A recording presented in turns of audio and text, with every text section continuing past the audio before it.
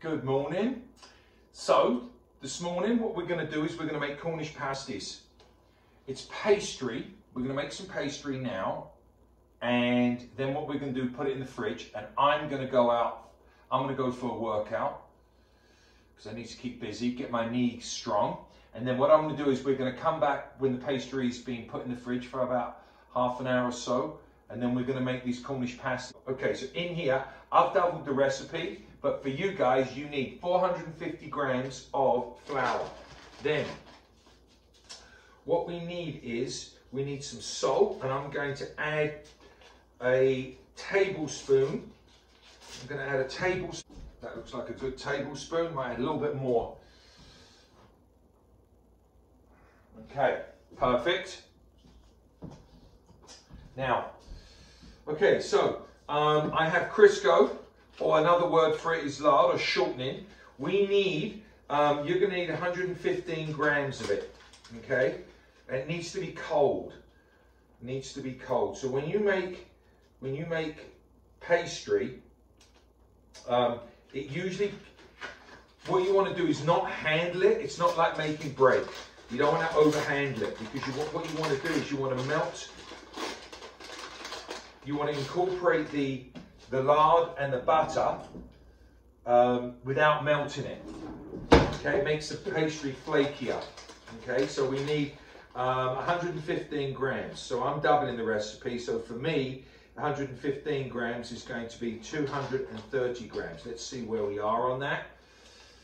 Now, if you guys bought a scale yet, so much more handy than doing the other way, because what do I say? I said 230, so that's going to be, you can see how much it is. That's probably close to a cup. Look at that, 234. Just going to shave a little bit off. So that's nice and cold, and I'm going to just cut this, just kind of break it up into small pieces. Perfect. And then, kind of messy, isn't it? And for butter, I need 150 grams, which is close to about half cup. I reckon that's about 150 grams. So have a look what we got there. Oh, 134.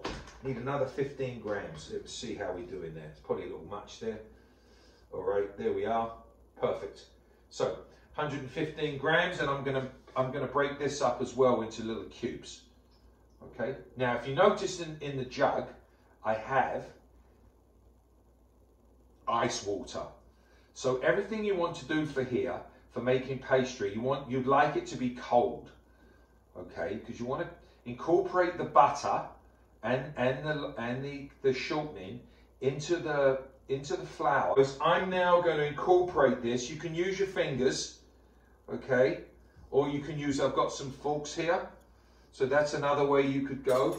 And you can go with a fork, and you can just get in here, and you can just break it all up. So it's going to look like oatmeal, is what's going to happen when this is all said and done. So see those big pieces of fat, you want them all mixed in. Okay, and then once it's all incorporated and looks like oatmeal, and then what you're then going to do is you're then going to add your water and just bring it to a ball. And then you're going to put cellophane, you're going to wrap it in saran wrap, and then just leave it in the fridge. It's like if I go shake it, you see those big lumps there? You've got to break those up. Okay, so you've got to break them all up so you get it in, so it looks like oatmeal. Rule of thumb is when pastry, when you make pastry, you want your butter to be cold, but if you're making cakes, like we made shortcake or something like that, or Victoria sponge cake or whatever you're making, you want that to be room temperature so you can make it fluffy. So the principles are a little different. So let's just go over the ingredients now. To make 5 of these, you need 450 grams of flour. You need about half tablespoon of salt. You need 115 grams of shortening, and you need 75 grams of butter. Okay, what I'm going to do is I'm going to add water. This water has ice cubes in it, and you need to do about 95 milliliters. I've doubled the recipe, but what you want to do is please be careful you don't add too much here. Now, remember we're not kneading, we're just bringing this together now. Okay, it's ice water because we want to keep things cold. So when it starts to come to a ball, you know you're getting there. I'm just going to add a little bit more. I'm just going to add a smidge more. Right, there we are. So, pastry. Wrap this in saran wrap like that, and I'm just going to put it in the fridge. And I'm going to clean up.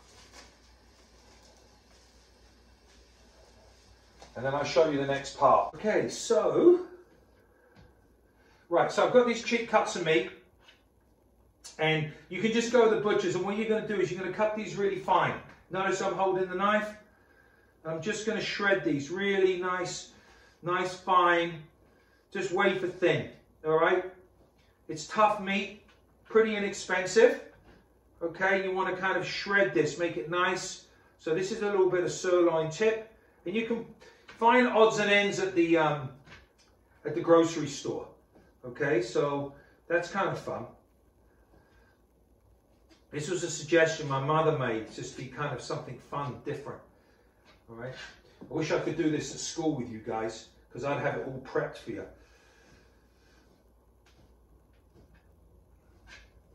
Yeah, we'd do, the way it would work would we'd prep day 1 and we'd put together day 2. It'd be perfect. Brisket's quite a tough meat, but it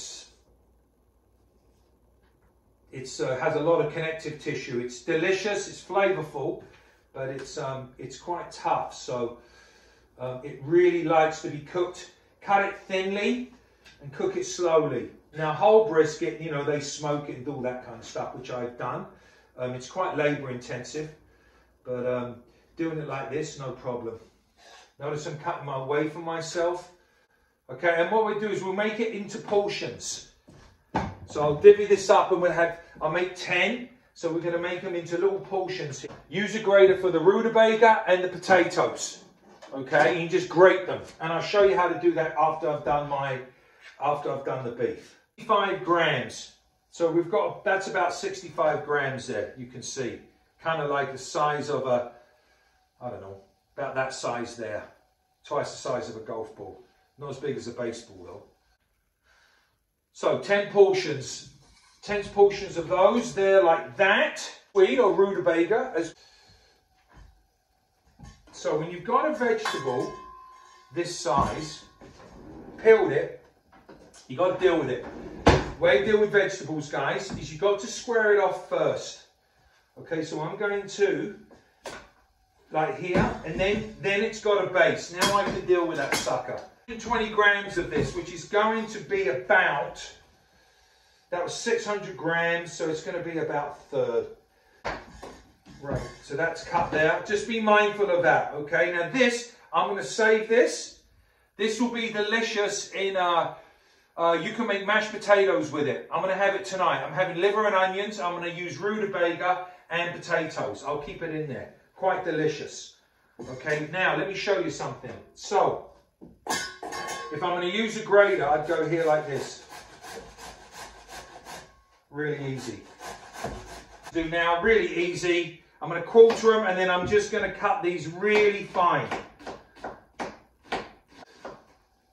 Nice and thin. Not big hunks. Wowza! So now I'm going to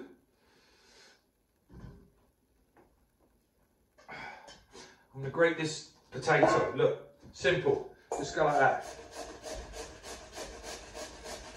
Anyway, so get this done. There we are. All my veggies done now. Beautiful. Okay, you might want to put a little bit of water in there, okay? Because it discolours. But I tell you what to do with it once it's done. There you go. Got my rutabaga still in there. That's okay. Right, so have this all done in here like that. Right. Okay. So, potatoes grated.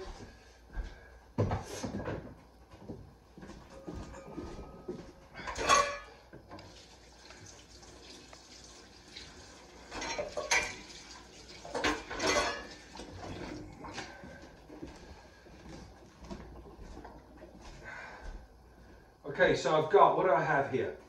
Let's have a look. Oh, excuse me. Right, I have. Now this here, what you would do is when you get the potatoes, you really got to dry it all out before you put it in your, oh, here comes Oliver. Before you put it in the pasty. So I'm good to go here. Now I'm missing a couple of things. Going to get some melted butter. Going to get some melted butter and salt and pepper, and we're golden.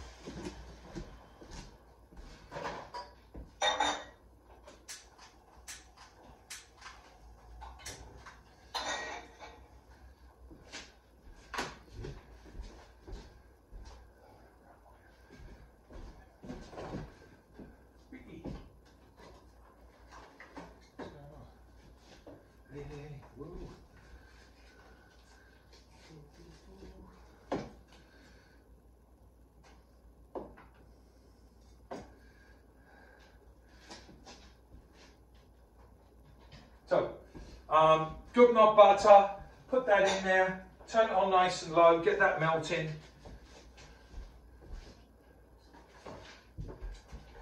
Excellent.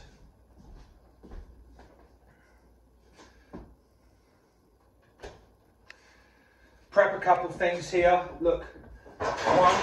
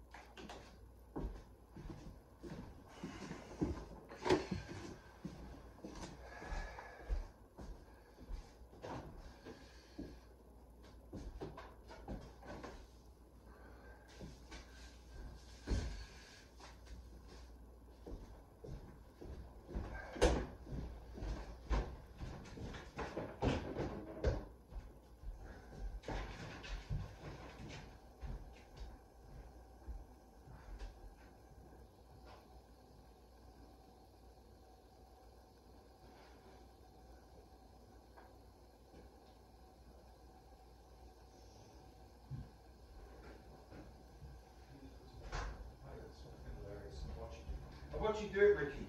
What the fuck? What are you doing?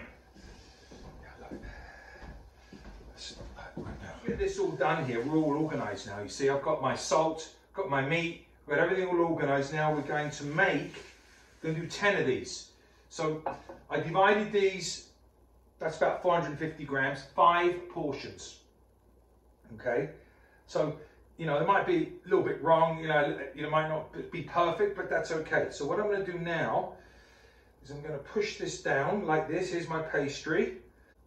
You want this to be about the size of this plate. That's roughly what you want.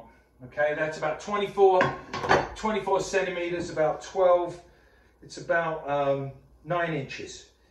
Sort of 8, 9 inches, okay? And if it's 7, don't worry about it, all right? So no, when you're rolling this out, what you want to do is just kind of press down on it, okay? Press down on it, and it'll come. Don't be in a hurry, all right? You can get, if it sticks, just put a little bit of dust, a little flour on there. And then what I'm going to do, just going to make a nice circle.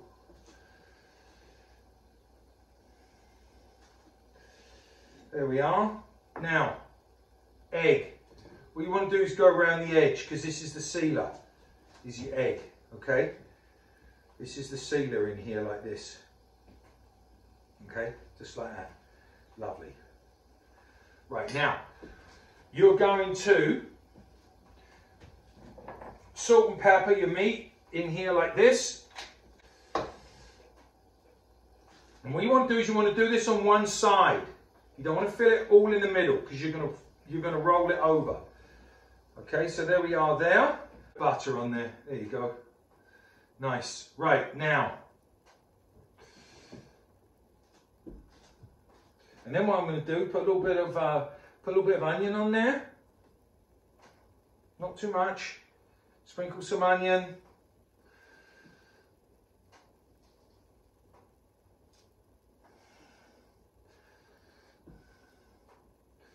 Potato. Rutabaga.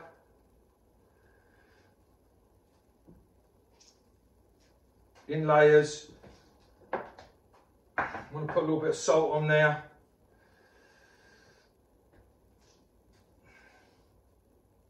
Rutabaga. Very nice. A little bit of salt, not too much. Butter. Put some butter on there. That's it. I like melted butter. Get right in there. Lovely. A little bit of pepper. Finish up with a little bit of onion. Just like that. There we are. And now comes, sometimes just be mindful you don't overstuff them. Look at that, beauty. Okay, just kind of roll this over. And then what you're going to do is you're going to pinch this. Okay, you're just going to give this a little pinch, just like this. And you can, if you watch it, I like to roll it over and just kind of crimp it. See how I'm doing that? Just crimp it so you seal it, okay? Here is the second batch we made. So they are going to go in the oven at 400 for 20 minutes, and then we're going to turn them down to 325 and cook them for another 30 minutes so that meat cooks. And we'll bring them up, and the Cornish pasties are done. Yay! Cornish pasty. So we bake these at 400 for 20 minutes, and then we bake them, turn them down to 325 and bake them for another 30 minutes. And you can just have them for snacks, and really simple, really good thing once you get going on them. Really worth the effort. Great picnic food, and great for the summer. Enjoy.